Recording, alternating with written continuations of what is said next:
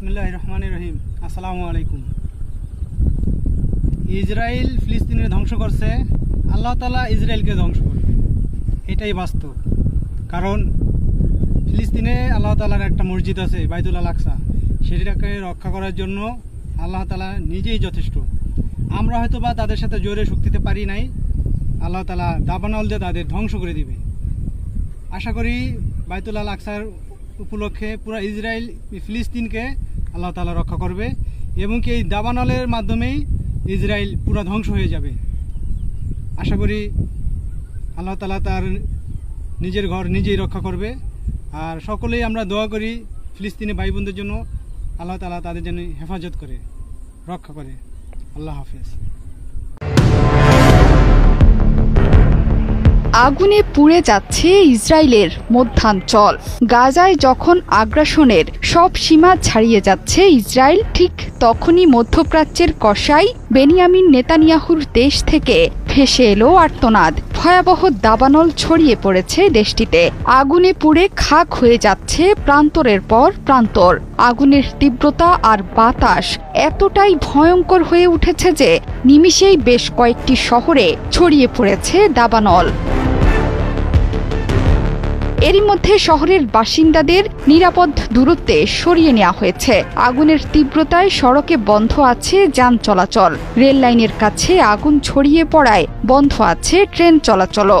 এমন পরিস্থিতিতে ad hoc command সেন্টারের জরুরি বৈঠকে অংশ নিয়েছেন ইসরায়েলের প্রধানমন্ত্রী বেনিয়ামিন নেতানিয়াহু। গণমাধ্যমগুলোতে বলা হয়েছে, মধ্য ইসরায়েলের মোসাব তারুমের কাছেই প্রথম আগুনের সূত্রপাত। এখন যে কোনো ব্র্যান্ডের পুরাতন এসি বদলে নতুন ওয়ালটন এসিতে উপভোগ করুন 25% ছাড়। তাপমাত্রা বৃদ্ধি এবং বাতাসের তীব্রতায় বিভিন্ন জায়গায় ছড়িয়ে পড়েছে সেই আগুন। বেইত শেমেশ শহরের বেশ কয়েকটি স্থানেও দাবানল ছড়িয়ে পড়েছে। একে একে শহরগুলোকে গিলে ফেলছে ভয়ঙ্কর এই দাবানল। বর্তমানে নিয়ন্ত্রণের বাইরে চলে গেছে এই আগুন। এস্তাওল, বেইত মেইর এবং মেসিলাথ জিয়ন শহর থেকে বাসিন্দাদের সরিয়ে নেওয়া হয়েছে। ভয়াবহ আগুনের ফলে সড়কের গাড়ি চালকরা তাদের যানবাহনকে ফেলেই শহর ছাড়তে বাধ্য হয়। জনগণকে সতর্ক থাকা এবং ক্ষতিগ্রস্ত এলাকা থেকে দূরে সরে যাওয়ার নির্দেশ দিয়েছে পুলিশ।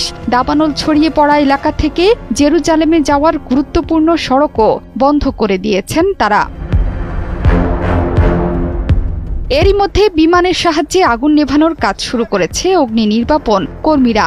আগুন নেভাতে গিয়ে 7 জন দমকল কর্মী সহ কমপক্ষে 9 জন আহত হয়েছেন। ফায়ার অ্যান্ড রেস্কিউ অথরিটির মুখপাত্র জানান, আগুন নেভাতে গিয়ে 9 জন আহত হয়েছেন। তাদের মধ্যে 7 জন দমকল কর্মী এবং 2 জন বেসামরিক নাগরিক।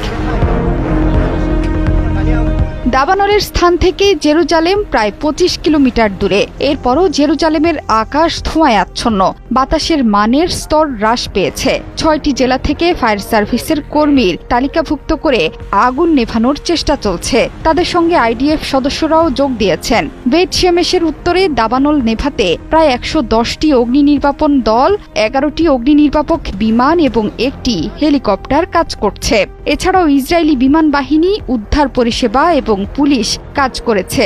দাবানলের ঝুঁকিপূর্ণ এলাকাগুলোতে পর্বতারোহীদের খোঁজে তল্লাশি চালাচ্ছেন কর্মকর্তারা। দীর্ঘ ও শুষ্ক গ্রীষ্মকালের কারণে ইসরায়েলে এর আগেও অনেকবার দাবানল ছড়িয়ে পড়ার ঘটনা ঘটেছে। একই ঘটনা ঘটেছে আমেরিকার নিউ জার্সিতেও। সেখানেও তীব্র দাবানলের সাথে লড়ছে মার্কিন জনগণ। যে কোনো সময় ক্যালিফোর্নিয়ার মতো রূপ ধারণ করতে পারে নিউ জার্সিও।